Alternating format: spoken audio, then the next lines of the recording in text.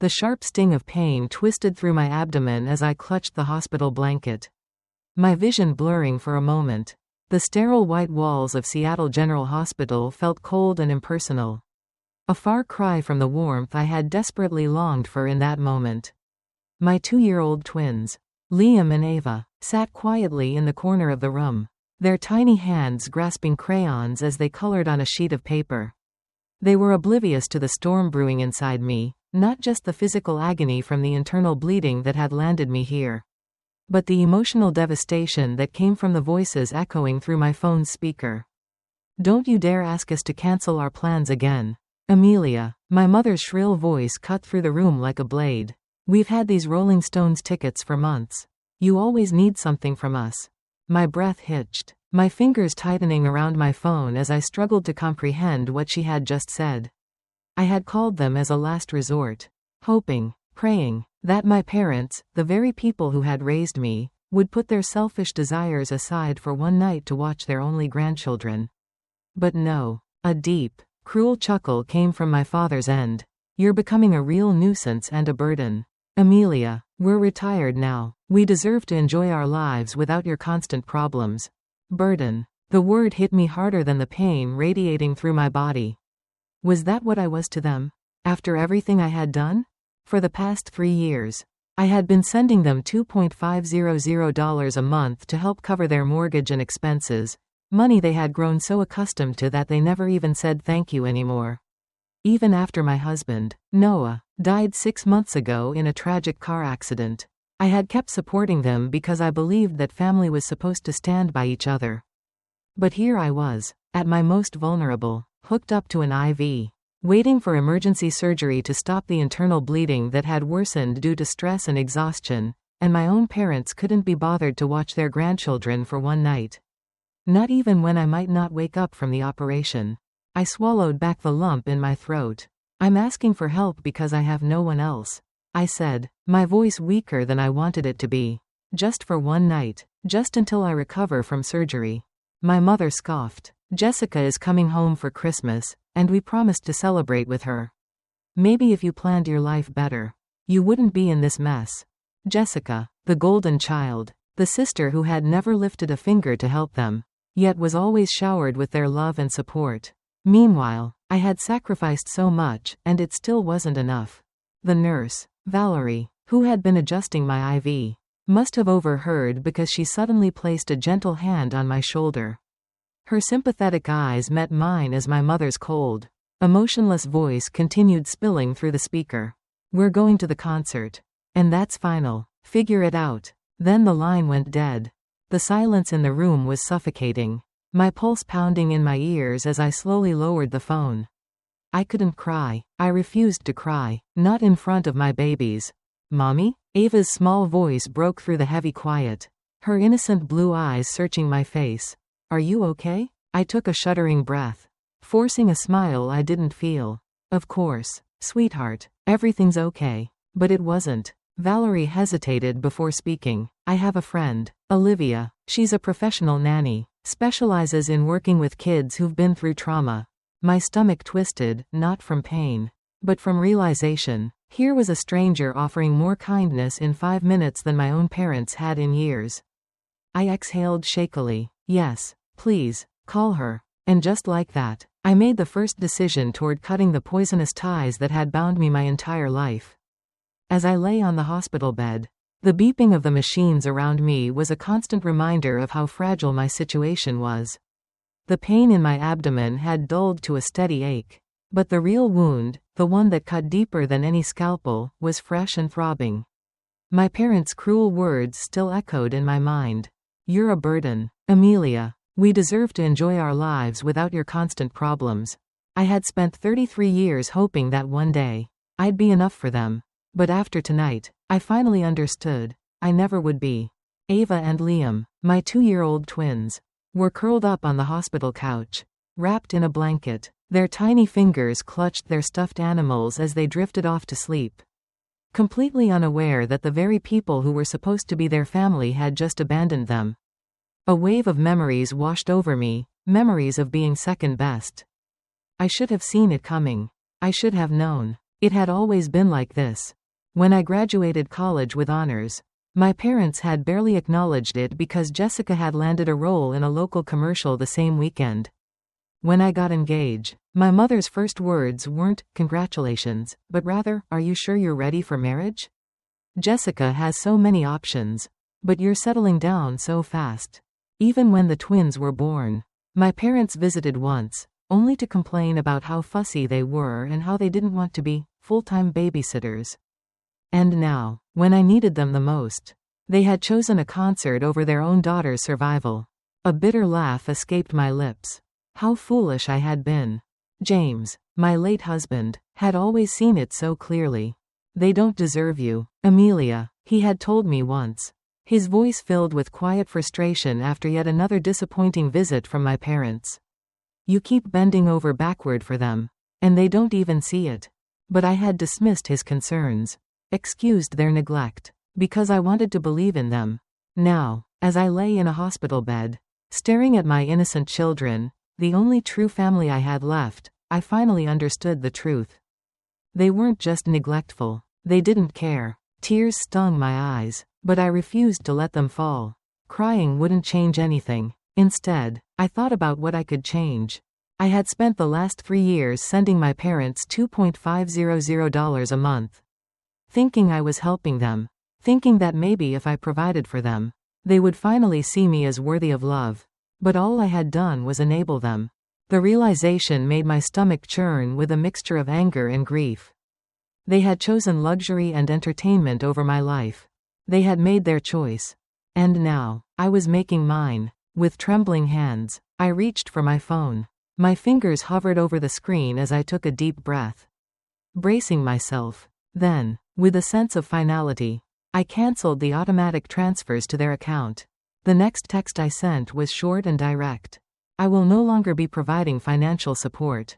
My children and I deserve better than being your afterthoughts. Don't contact me again." I hit send. And just like that, the weight of years of obligation and disappointment lifted off my chest. For the first time in my life, I was free. The hospital room was dimly lit. The only sound the rhythmic beeping of the monitors beside me. The painkillers dulled the agony in my abdomen. But nothing could numb the deeper wound, the one my parents had inflicted. I glanced at my phone.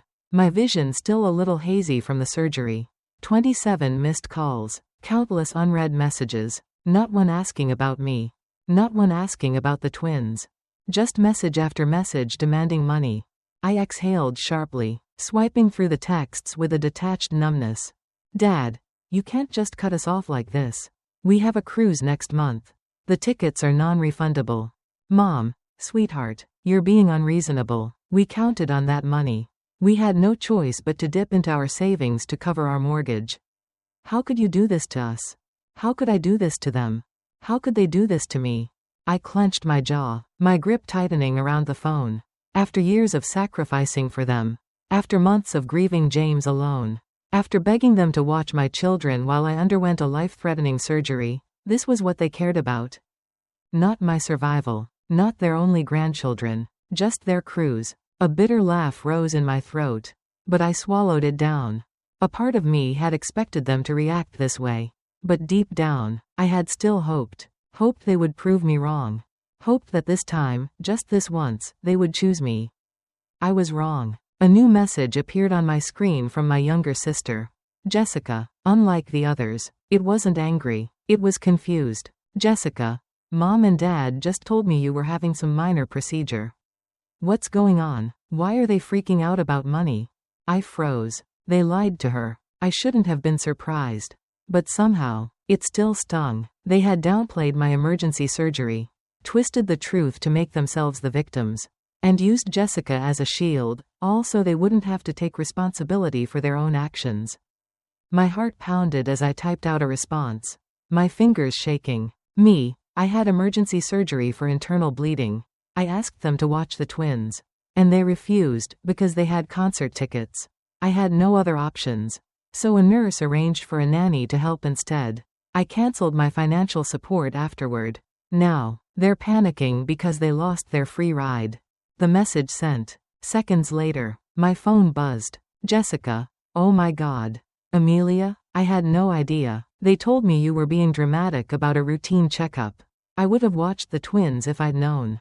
I'm so sorry. I stared at the words, my heart twisting painfully. Jessica had never been cruel to me, she had just never seen what I saw. She had been their golden child, the one who was praised, protected, and spoiled. She had never experienced the cold indifference I had endured all my life. But now, for the first time, she was starting to see the truth. A tear slipped down my cheek. But this time, it wasn't from pain, it was relief. For once, I wasn't alone. For once, someone believed me. I exhaled shakily, sinking back against my pillow. Cutting my parents off had been the hardest thing I had ever done. But as I stared at Jessica's messages, I realized something. Maybe this wasn't just the end. Maybe, for the first time in my life, this was the beginning. The knock came just as I was tucking Ethan and Emily into bed. A sharp, impatient pound against the wood. I froze. I knew that knock. I didn't have to look through the peephole to know who was on the other side. I took a slow breath, pressing a kiss to each of my children's foreheads. Stay here, okay? Mommy will be right back. I stepped into the hallway, my heart hammering in my chest as I approached the door.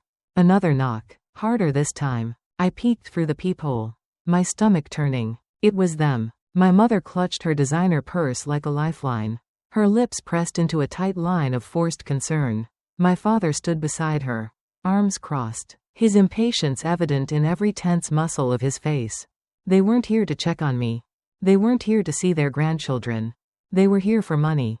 I hesitated. I should ignore them, let them stand outside until they realized I wasn't playing their game anymore. But something inside me, something tired, something angry, something fed up with years of being their afterthought, told me it was time to face them. I cracked the door open just enough to speak through the gap.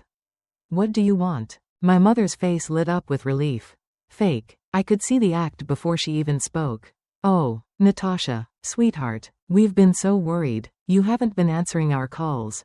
I stared at her. I had emergency surgery, and you ignored me. What exactly did you expect? Her expression flickered, just for a second, before she quickly recovered. Oh, darling, you know how busy we've been. And we thought you were just having a routine procedure. We didn't realize it was that serious. Lies. I saw it in her eyes. In the way she avoided my gaze.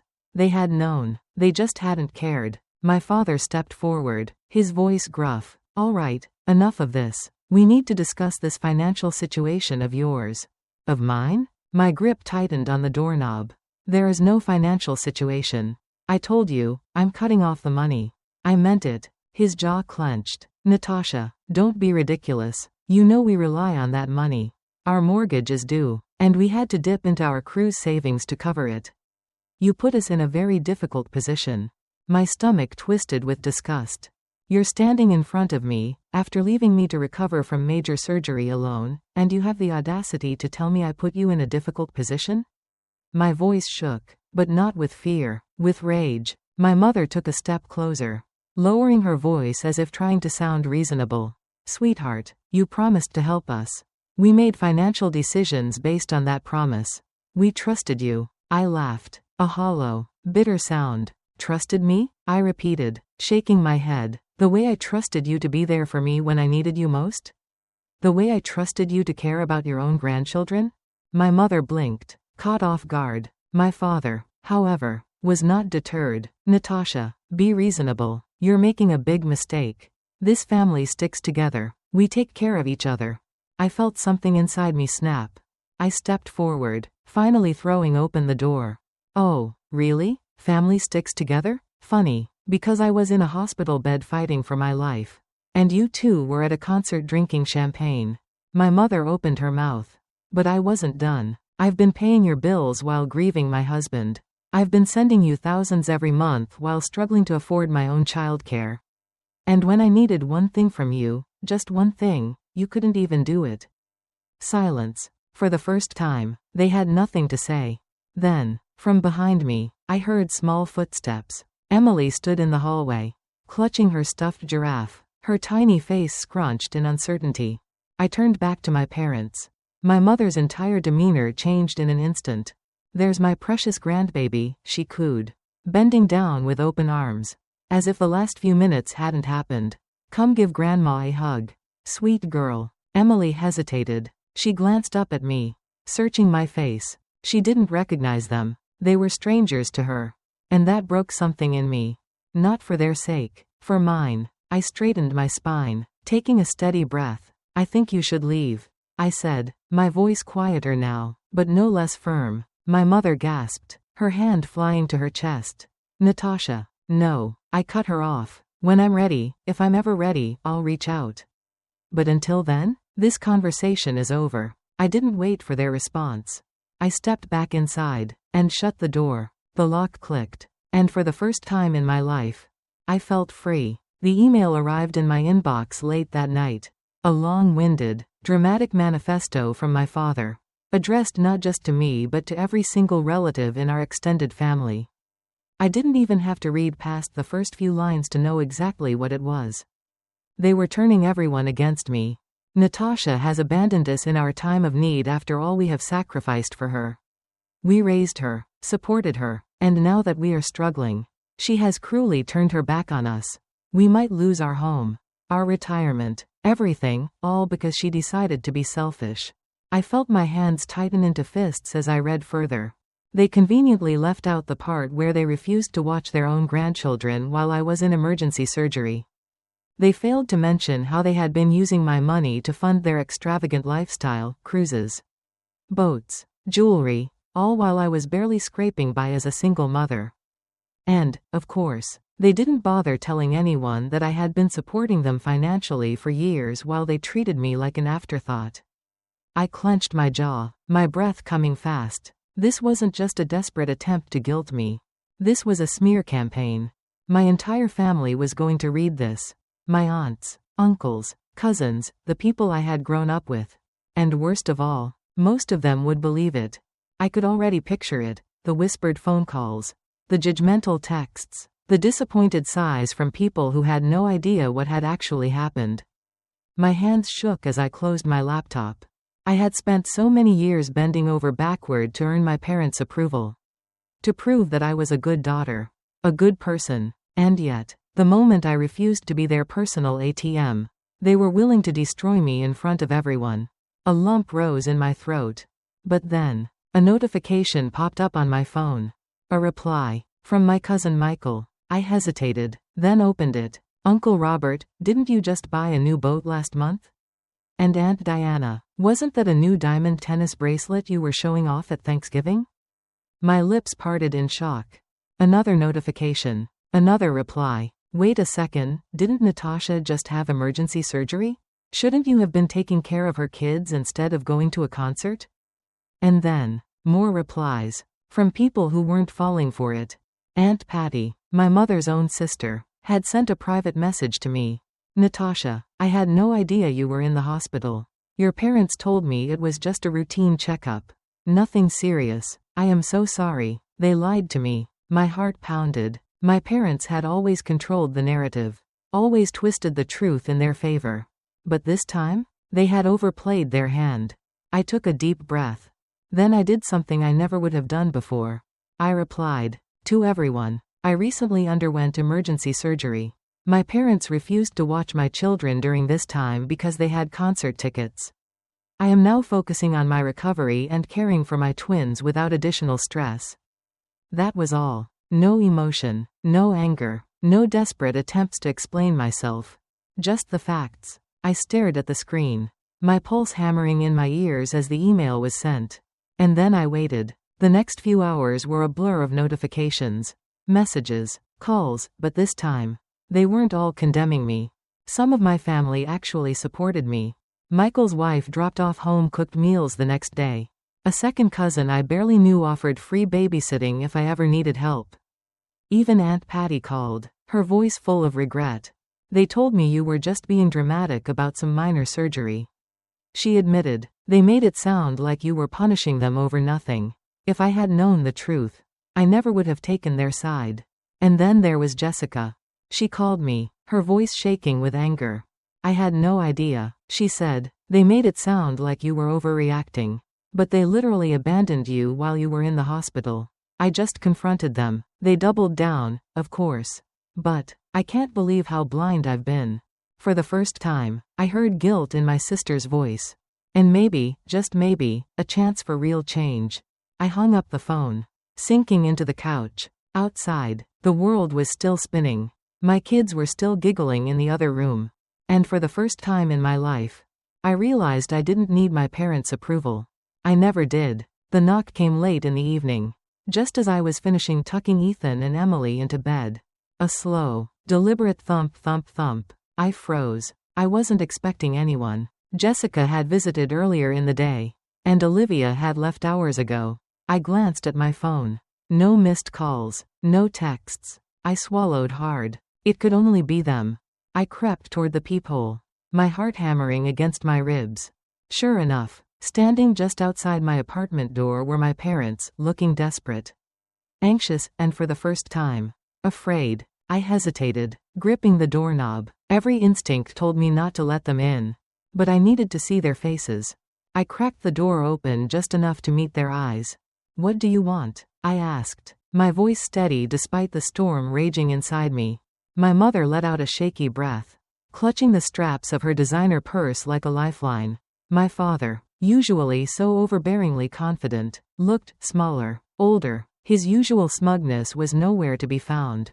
"Natasha, darling, we've been so worried," my mother began, her voice sugary sweet, too sweet. "You haven't been answering our calls. And we needed to make sure you and the twins were all right." I let out a hollow laugh.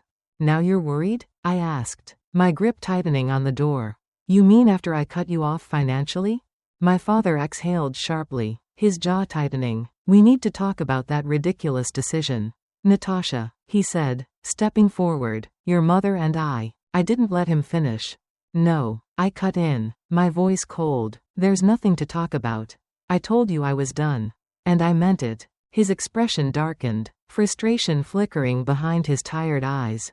"Natasha, let's be reasonable," my mother interjected, her voice pleading now. "We're your parents. We took care of you. We sacrificed so much for you." I laughed again, this time full of bitterness. "You mean the same parents who refused to watch their own grandchildren while I was in emergency surgery?" The air shifted. My mother's eyes darted to the side. My father exhaled sharply, shaking his head. "That was one mistake," he muttered. "One mistake?" I repeated, disbelief surging through me. "You abandoned me when I needed you the most. You left me to fend for myself in a hospital while you enjoyed a concert. And now, after all these years of me taking care of you, suddenly I'm the bad guy for setting boundaries?" My mother blinked rapidly, tears forming in her eyes. But I wasn't falling for it. Not this time. "We had plans," my father muttered, his voice tinged with irritation. I snapped. "You had plans?" I hissed. "I had surgery. I was bleeding internally. There was a chance I wouldn't wake up. And you chose a damn concert over me and my children." My father clenched his jaw. My mother wiped at her eyes, her shoulders shaking. "We made a mistake," she whispered. "No," I corrected. "You made a choice. And now you're facing the consequences." Silence. For the first time, my parents had nothing to say. Then my father took a slow breath and dropped the act. "Natasha, let's cut to the chase," he said, his voice sharper, colder. "We need your help. We're behind on our mortgage. The bank is breathing down our necks. We had to dip into our savings." I scoffed. "Your savings?" I repeated. "You mean the money you blew on cruises and jewelry while I was struggling to afford childcare?" His lips thinned. "We counted on your help," he admitted. "You can't just turn your back on us now." And there it was. The truth. They weren't here because they cared. They weren't here because they regretted their choices. They were here because they were desperate. Because their gravy train had finally stopped running. I exhaled slowly, letting the silence stretch between us. Then I met my father's gaze, my voice calm and firm. "You're right about one thing," I said. "I can't just turn my back on family. That's why I spent years supporting you, even when you didn't deserve it." My mother's lips trembled, my father's face hardened. "But now," I continued, "I have my own family to take care of. My children come first, not you." My father's hands curled into fists, his frustration barely contained. So that's it, he muttered. You're really going to let us lose everything? I tilted my head. You made your choices, Dad, I said simply. Now you get to live with them. My mother let out a soft sob. But I was done. I stepped back and closed the door in their faces. And this time, I didn't feel an ounce of guilt. 6 months after my emergency surgery, I received an unexpected letter. Not an email, not a text. An actual handwritten letter from my mother. I stared at it, my fingers hesitating over the envelope. For a moment, I considered throwing it away unopened. After all, what could they possibly say that I hadn't already heard? Excuses? Blame? Another demand for money? But curiosity won. I sat at my kitchen table, the late afternoon sunlight filtering through the blinds, and carefully opened the letter. I've had time to reflect on my behavior. My mother wrote, watching you build a life without our help has forced me to confront some painful truths about myself as a mother. I was jealous of your independence, your resilience. I resented that you didn't seem to need me the way I needed my own mother. But now I see that you did need me, just not in the ways I wanted to be needed. When you asked us to care for the twins during your surgery, you were reaching out, and we failed you completely. I'm deeply sorry. I read the words once, then twice. For a long time, I just sat there, processing. Was this real, or just another manipulation tactic? I reached for my phone and snapped a picture of the letter. Sending it to Jessica. Her response came quickly. They've been talking about writing to you for weeks. Dad was against it at first. But I think he's starting to see things differently too, especially after his heart scare last month. I blinked at the screen. Heart scare? My stomach clenched. An old instinct kicking in. Despite everything, they were still my parents. I hesitated before replying. What happened? Just high blood pressure and chest pains. But it scared him. He's on medication now, actually following the doctor's orders. I think facing mortality has humbled him a bit. I let out a slow breath. Mortality. Had it really taken the threat of death for my father to realize how cruel he had been? I wasn't sure what to believe. I needed time. For a full year after my surgery, I had built something new, a life without them. I had a thriving support network, a growing business, and for the first time ever, a sense of peace. I wasn't ready to let them wreck it all again. But I was ready for answers. So after a long, sleepless night, I made a decision. I agreed to meet them. The next afternoon, I sat in a small cafe, nursing a cup of coffee as I watched the door. When my parents walked in, I barely recognized them. My mother's usual polished designer outfits had been replaced with modest, practical clothes. My father, once so overbearingly confident, now carried himself with a quiet hesitation. They looked older, smaller, humbled. They sat across from me, their movements careful, like they knew one wrong word would send me walking out.